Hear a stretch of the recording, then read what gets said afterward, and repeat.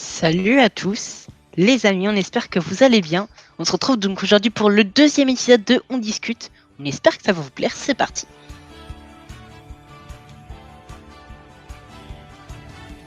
Il y a eu les fermetures telles que Shanghai, qui avait suivi ensuite Hong Kong une semaine après ou 2 semaines après, je ne sais même plus. C'est des parcs qui ont fermé pendant 4 mois, je crois, un truc comme ça. Donc de janvier jusqu'à mai. Ouais. Puis nous, on a pris un peu plus de retard avec les États-Unis où ça a fermé le 13 mars.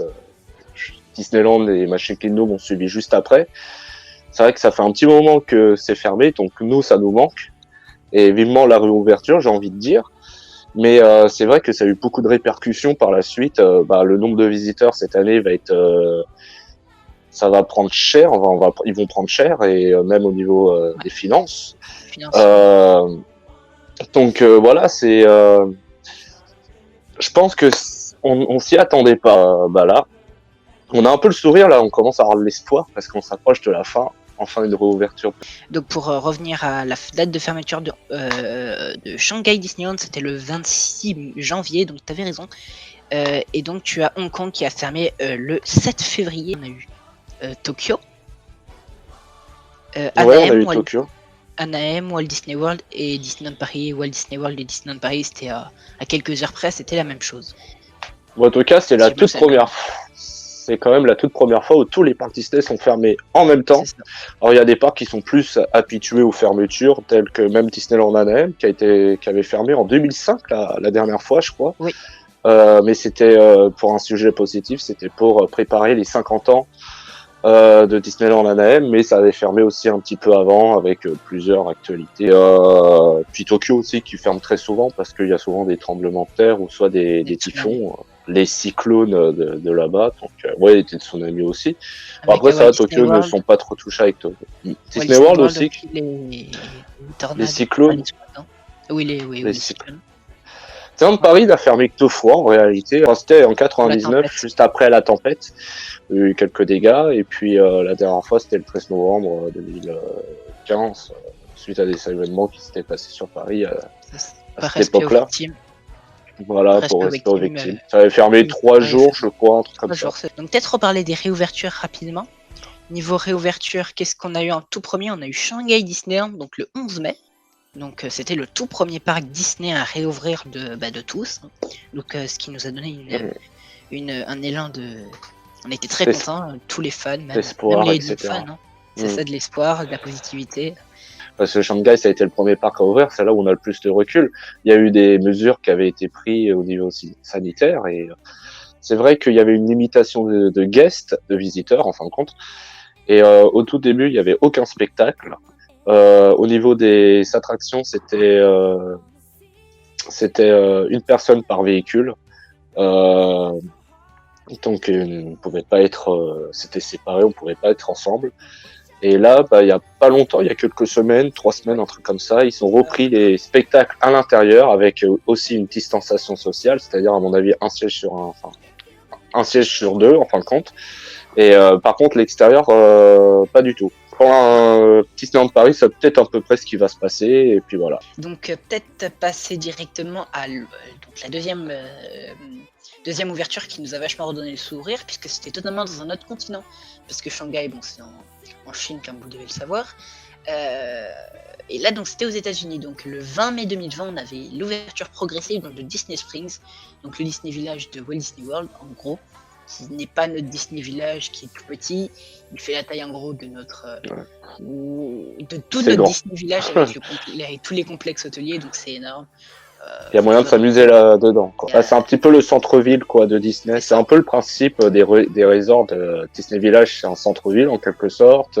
Prochaine ouverture, donc là on change de mois, c'était plus en mai, c'était en juin. Donc le 1er juin, on a pu observer la réouverture donc d'un des villages, donc d'un parc qui n'est toujours pas ouvert à ce jour-là, le village de Tokyo. Et donc voilà, et donc là après on continue avec les Disney Villages.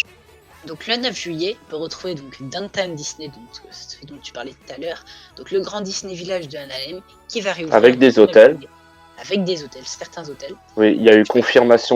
Et le 17 juillet 2020 pour l'anniversaire Disneyland Resort, donc Anaheim, l'ouverture de ces deux parcs, Disney California Adventure et Disneyland Resort. Une très très bonne nouvelle pour les fans.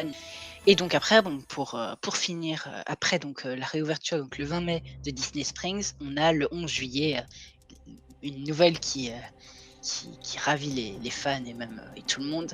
Le 11 juillet et le 15 juillet, on a donc les ouvertures des 4 parcs de Walt Disney World. Donc le 11 juillet, on a Walt Disney World qui réouvre donc ses Magic parcs, Kingdom. Magic Kingdom et Animal Kingdom. Et le 15, Epcot et Hollywood Studios.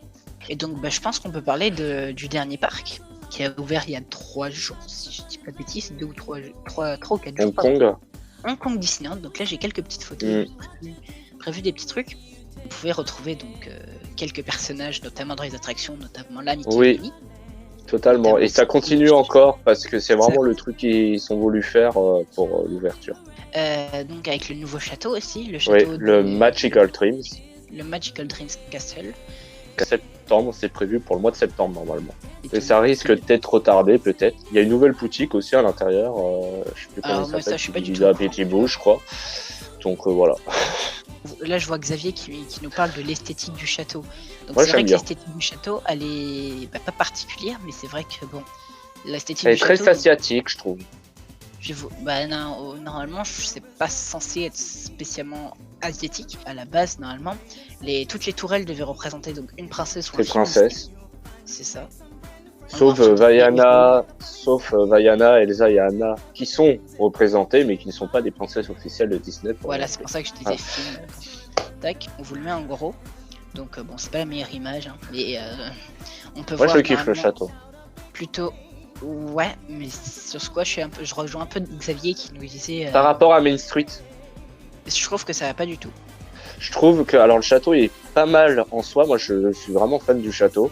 Mais par contre, la transition avec Main Street USA, c'est-à-dire la transition, ça, c'est pas trop, tu vois, par rapport aux castles de Cendrillon, Magic Kingdom Tokyo, de l'Appel au Poids Dormant, même les petits châteaux tels qu'à Anaheim.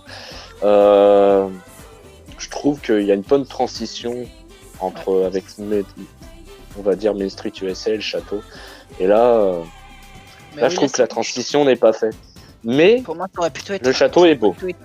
Oui, le château en lui-même est beau, mais pour moi, il a plus sa place à Fantasyland mais pas sur Main Street. Pour moi, je pense qu'ils auraient peut-être dû rester avec leur ancien château qui était pas si mal. Qu'on aura une rénovation de Main Street USA dans quelques années, peut-être. Donc. Après, moi, franchement, sur ce coup-là, si on passe sur ce débat-là, je suis pas super fan. D'une rénovation de Main Street, sachant que Main Street, bon, il y a une histoire derrière Main Street, c'est pas seulement une rue. Mais c'est vrai que là, ça perdrait de son charme, je trouve. Mais après, ça donne vraiment l'image de Hong Kong Disneyland qui a du mal à trouver son identité. Alors, déjà, à l'époque, ils avaient le même château que Anaheim, donc c'était une copier-coller. Hein.